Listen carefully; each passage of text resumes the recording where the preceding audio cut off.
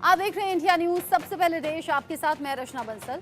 शुरुआत बड़ी खबर के साथ। हरियाणा विधानसभा चुनाव से जुड़ा बड़ा अपडेट, जहां आज बीजेपी के सबसे बड़े चेहरे पीएम मोदी पहुंचेंगे। थोड़ी ही देर में कुरुक्षेत्र पहुंचने वाले हैं और यहां चुनावी बिगुल फूंकते हुए नजर आएंगे। कुरुक्षेत्र में चुनावी अभियान को और ज्यादा धार और ज्यादा तेजी देंगे पीएम मोदी। कुरुक्षेत्र में बड़ी जनसभा होनी है पीएम मोदी की। हरियाणा में पीएम मोदी का चुनावी शंखनाद, इसे हम कह सकते हैं। हरियाणा जहां पर 5 अक्टूबर वोटिंग का दिन है, 8 अक्टूबर रिजल्ट हम सबके सामने होंगे। ऐसे में पीएम मोदी की रैली के लिए सुरक्षा के कड़े इंतजाम भी हैं। आज पीएम मोदी की रैली खास तरीके से होने वाली है और इस रैली का असर, कुरुक्षेत्र में पीएम मोदी का पहुंचना, ये अलग अलग जिलों पर और कई प्रत्याशियों पर, करीब 25 के आसपास प्रत्याशियों के लिए यहां सीधे तौर पर वोटों की अपील करते हुए नजर आएंगे पीएम मोदी हुंकार भरेंगे और यहां बीजेपी के पक्ष में वोट मांगते हुए नजर आएंगे।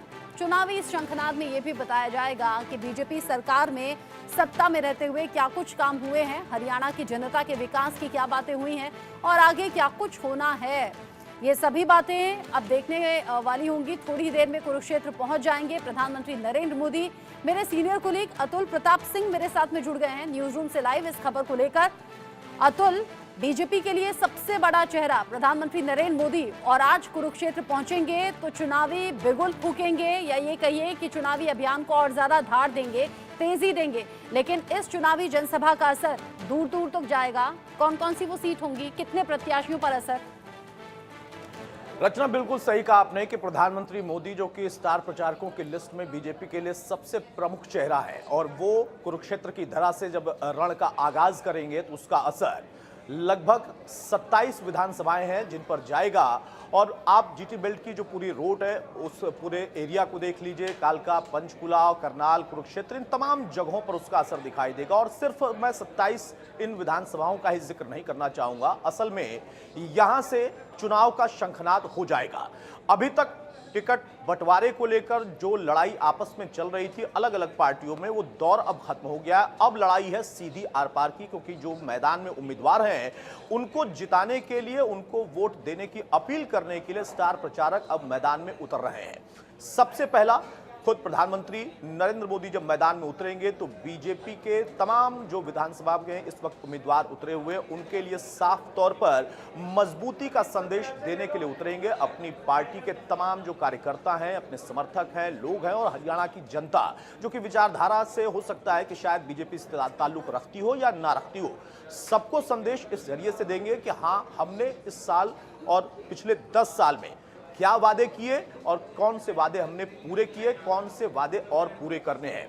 इस पूरे इलाके को अगर आप देखें तो यहाँ पर 2-3 मुद्दे हैं जो कि बहुत प्रमुख हो जाते हैं। खासतौर से एचएमटी का मुद्दा है और आईएमटी का मुद्दा, जो कि राज्यसभा सांसद कार्तिकेय शर्मा और उनके पिता पूर्व केंद्रीय मंत्री पंडित विनोद शर्मा भी उठाते रहे, और उनका समर्थन भी बीजेपी को अब मिल गया, उनकी पार्टी का समर्थन मिल गया है। और निर्दलीय प्रत्याशी के तौर पर राज्यसभा सांसद कार्तिकेय शर्मा भी इस वक्त समर्थन के साथ खड़े हैं बीजेपी के साथ। और शक्ति रानी शर्मा, जो कि कालका से कैंडिडेट के तौर पर चुनाव के मैदान में है, तो वहां इन मुद्दों पर भी उम्मीद करते हैं कि शायद कोई बड़ा ऐलान हो सकता है। क्योंकि अब वो दौर है जब आप कहते हुए दिखाई देते हैं कि हमने ये वादा पूरा कर दिया, हमने ये वादा जो पूरा नहीं कर पाए हैं इसको इतने समय में पूरा कर देंगे।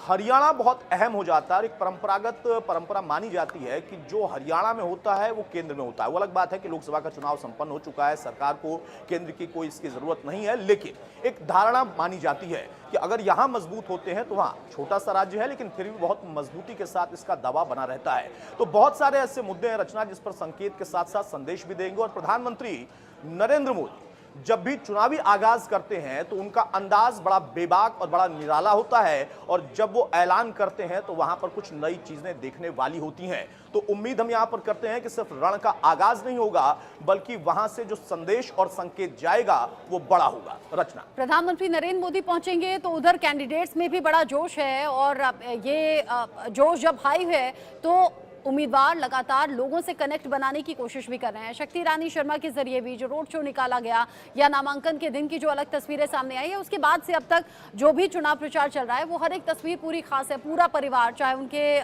पति पूर्व केंद्रीय मंत्री पंडित विनोद शर्मा हो या फिर बेटे राज्यसभा सांसद कार्तिक शर्मा हो या खुद शक्ति रानी शर्मा हो, अंबाला से आने वाली पहली महिला मेयर, और अब बीजेपी के टिकट पर कालका विधानसभा सीट से वो चुनावी मैदान में है। एक तरफ तो हम ये तैयारियां देख रहे हैं, बीजेपी के कैंडिडेट्स को चुनावी मैदान में उतारना देख रहे हैं, दूसरी तरफ हम बीजेपी में नाराजगी भी देख रहे हैं।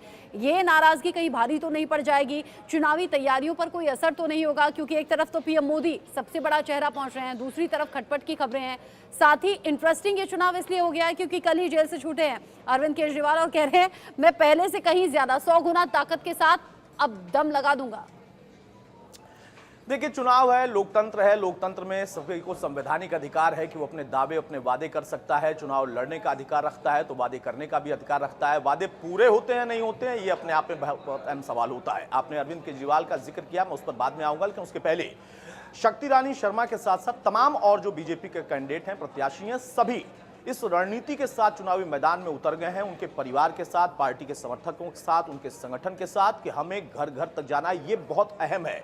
आप देखिए कि तमाम पार्टियां जो है, उनके जो स्टार प्रचारक होंगे वो जनसभाएं करेंगे, रैलियां करेंगे, और जब चुनाव का समय खत्म होता है उस वक्त तक उनके पास विकल्प होता है, जिस दिन वोटिंग होने वाली है उससे ठीक पहले, कि आप डोर टू डोर कैंपेन करिए। लेकिन बीजेपी इस रणनीति के साथ अभी से उतर गई है, क्योंकि वो इस चुनौती को स्वीकार करती है कि हाँ, हम 10 साल सत्ता में रहे हैं, स्वाभाविक है कि चुनौतियां हैं, लेकिन हम तीसरी बार सरकार बनाएंगे, हम घर घर तक जाएंगे।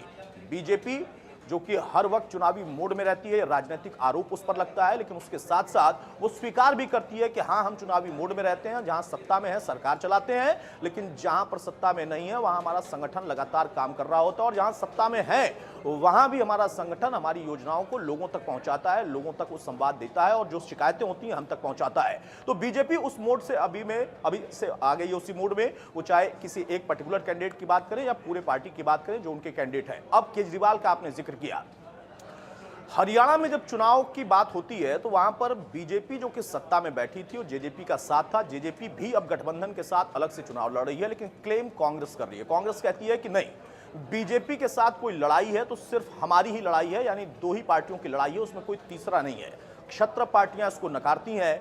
आम आदमी पार्टी, जिनके प्रमुख जो नेता हैं वो हरियाणा से ही आते हैं, वो कहते हैं कि हरियाणा का ही मैं बेटा हूं, मैं हरियाणा का बेटा हूं, तो मुझे भी अधिकार है और मुझे आपको चुनना पड़ेगा। विपक्ष के बाकी दल और सत्ता में बैठी बीजेपी ये पूछती है कि जो बाकी पार्टी और उनके नेता हैं वो क्या विदेश या मंगल ग्रह से आए हैं, वो भी तो हरियाणा के ही हैं। तो वहां पर यह बड़ा तार्किक और कुतार्किक शब्द का इस्तेमाल हो जाता है, या फिर तर्क ऐसे दिए जाते हैं जो कुतर्क से लगते हैं, लेकिन क्लेम करना और दावा करना उनका अधिकार है। उनके बाहर आने की वजह से कार्यकर्ताओं में वाकई उत्साह है, इसमें कोई इनकार नहीं कर सकता। उनके उत्साह को और ज्यादा बढ़ाने के लिए वो जब वहां पहुंचेंगे तो कुछ और दावे और वादे होंगे, लेकिन सीट कितनी निकल पाएगी, कितनी मजबूती से वो लड़ पाएंगे, और अगर आम आदमी पार्टी मजबूती से लड़ती है रचना, तो मैं बहुत महत्वपूर्ण बात कहने जा रहा हूं कि फिर उसका फायदा किसको मिलेगा, इस पर भी विचार करना होगा, और ये भी सारी पार्टियों की रणनीति का अभी तक एक तो अतुल हिस्सा ऐसा है। लगता है, जो जानकार भी हमारे साथ जुड़ते हैं या फिर जो अपना भी एनालिसिस है, वो ऐसा लगता है कि बीजेपी के वोट तो बीजेपी को मिल जाएंगे, लेकिन जो कांग्रेस चुनावी मैदान में और फिर अब आम आदमी पार्टी की एंट्री हुई है, तो ऐसा लग रहा है एक दूसरे के वोट काटते हुए कांग्रेस और आम आदमी पार्टी नजर आएंगे। अगर बेहतर रहता गठबंधन हो जाता, जिस पर बात बनी नहीं। अब चुनावी नतीजे बताएंगे कि कांग्रेस बाजी मारती है या आम आदमी पार्टी। उधर बीजेपी का वोट बैंक अपना फिक्स है, जिसको लेकर वो तैयारियां लगातार कर रही है। अब मुझे बताइए, कुरुक्षेत्र प्रधानमंत्री नरेंद्र मोदी को पहुंचना है, कितनी देर का ये कार्यक्रम होगा और क्या सिर्फ एक चुनावी सभा है यहाँ? जी हाँ, कार्यक्रम एक ही है, और यहाँ से संदेश मैंने जैसा पहले भी कहा कि लगभग 27 ऐसी विधानसभाएं हैं जिस पर जाएगा, और फिर से मैं कहता हूं कि सिर्फ 27 तक हम इसे सीमित नहीं रखेंगे। प्रधानमंत्री हैं तो स्टार प्रचारक के तौर पर जब अपनी पार्टी के लिए मैदान में उतरेंगे तो वो रण का आगाज करने के साथ ही पूरा संदेश हरियाणा के लिए दे देंगे और पूरे देश के लिए। चुनाव की इस वक्त जो चर्चा है हरियाणा में, जम्मू कश्मीर में, वहां तक बात जाएगी। सिर्फ हरियाणा नहीं, इसको आप जम्मू कश्मीर से भी जोड़िए। बहुत सारे ऐसे मुद्दे हैं जिनका असर पिछले लोकसभा चुनाव में आपने देखा था कि क्या फैसला सरकार ने लिया, बीजेपी पार्टी जो कि सत्ता में थी उसने लिया, और उसका भी फायदा उनको लोकसभा में और विधानसभा में मिला। 370 का एक मामला था, वो सबसे बड़ी बात थी। और वो धारा जो कि कभी पंडित नेहरू ने कहा था कि घिसते घिसते खत्म हो जाएगी, उसे खत्म करने का काम उस पार्टी ने किया, जिसने अपने मैनिफेस्टो में उसे शामिल किया था। कई बार सरकार में रहने के बाद नहीं कर पाए, लेकिन जब मजबूती के साथ सरकार में आए तो वो काम करने का काम भी प्रधानमंत्री नरेंद्र मोदी ने किया। और इसको लेकर इसी हरियाणा की क्षत्रप पार्टियों ने भी उनका समर्थन किया, कांग्रेस को छोड़कर। कांग्रेस के लोग भी टीवी में या मीडिया में ऐसे बातें जब करते थे तो भले कुछ बोलते हो, लेकिन अंदर खाने वो स्वीकार करते थे कि नहीं, बात बड़ी है।